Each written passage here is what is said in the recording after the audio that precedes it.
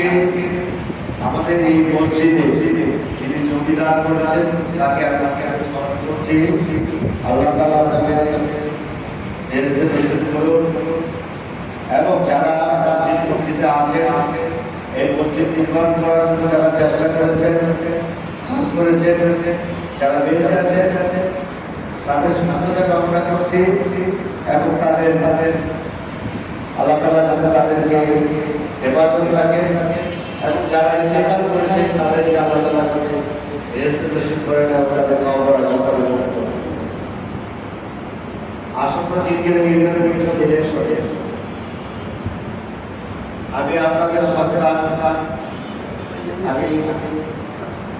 আমি আপনাদের একজন সেবক হিসাবে আপনাদের পাশে থাকতে এই জিজ্ঞের ইউনিয়নের উন্নয়নের জন্য, একটি আধুনিক আজকের ইউনিয়ন করার জন্য, এটি জাতীয় একটি বাধক মুক্ত, একটি সরকার একটি চাঁদাবাজ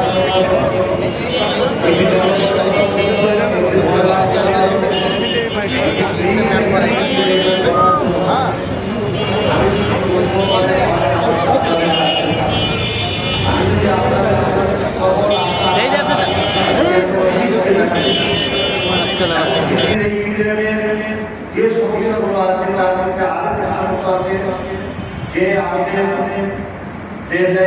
গেলে দিনের পর দিন অপেক্ষা করতে হয়। আমাদের জন্ম নিবন্ধন সার্টিফিকেট করতে গেলে কয়েক দিন কয়েক মাস চলে যায়, আমরা পাই না। আমাদের অরিজিনাল সার্টিফিকেট আনতে গেলে করতে হয়।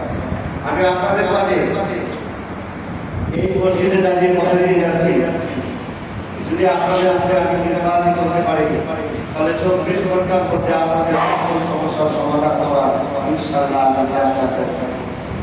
জিঞ্জিরা ইউনিয়নের সাথে বিভিন্ন সরকারি সংস্থা থেকে বিভিন্ন প্রকল্প আছে এবং জিঞ্জিরা ইউনিয়নের জন্য যে বরাদ্দ আসবে সে প্রত্যেকটি বরাদ্দ আমি এই মসজিদে দাঁড়িয়ে বলছি একটি পয়সা অবিকলে যেতে দিব না, একটি পয়সা আমার নিজের মধ্যে প্রত্যেকটি পয়সা আমি জনগণের কাছে ব্যয় করবো। প্রত্যেকটি কাজ যারা সুন্দর হয় এবং এই জিঞ্জিরা ইউনিয়নটা যাতে সবার আগে আমাদের জিঞ্জিরা ইউনিয়নটাকে আমাদের জিঞ্জিরা ইউনিয়নের জন্য যা কিছু দরকার ইনশাআল্লাহ আপনাদের সহযোগিতা আমরা করবো। আজকে আমাদের দুজন দশই মহরম কারবালা সম্পর্কে যে বর্তমান দিলেন, আমাদের যে কথা বললেন, উনি অত্যন্ত সঠিক এবং তথ্যমূলক কথাগুলো বলেছেন, আমাদেরকে হেদায়েত দিয়েছেন।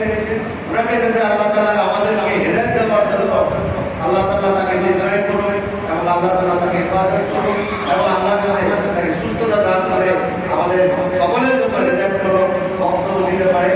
এবং আমিও ওনার কাছে দোয়া চাচ্ছি, আপনাদের কাছে দোয়া চাচ্ছি আমার আল্লাহ রহমতে দোয়া করবেন।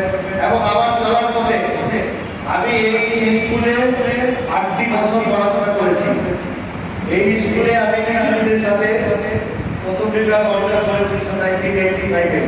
আমি মেট্রিক পাস করেছি, তারপর ঢাকা বিশ্ববিদ্যালয় থেকে পড়াশোনা পাস করে